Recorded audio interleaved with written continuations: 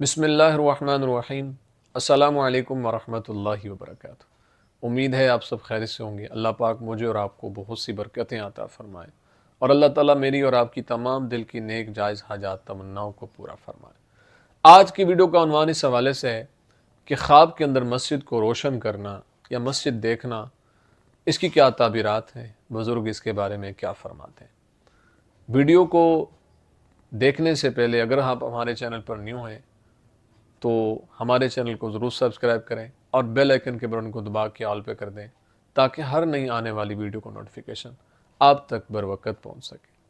اگر کوئی انسان خواب کے اندر یہ دیکھتا ہے کہ اس نے مسجد کے اندر چراغ کو روشن کیا ہے، یعنی مسجد کو روشن کیا ہے یا اس کے اندر کوئی روشنی کا انتظام کیا ہے، تو اس بات کی طرف اشارہ ہے کہ اللہ پاک خواب دیکھنے والے کو نیک بیٹا عطا فرمائے گا۔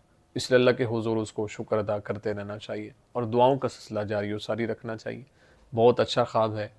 اگر کوئی انسان خواب کے اندر یہ دیکھتا ہے کہ مسجد حرام یا مسجد نبوی میں گیا ہے، تو یہ اس بات کی طرف اشارہ ہے کہ اللہ تعالیٰ اس کو امن عطا فرمائے گا، یعنی وہ دشمن کے خوف سے اور تمام چیزوں سے اللہ تعالیٰ اس کو امن عطا فرمائے گا۔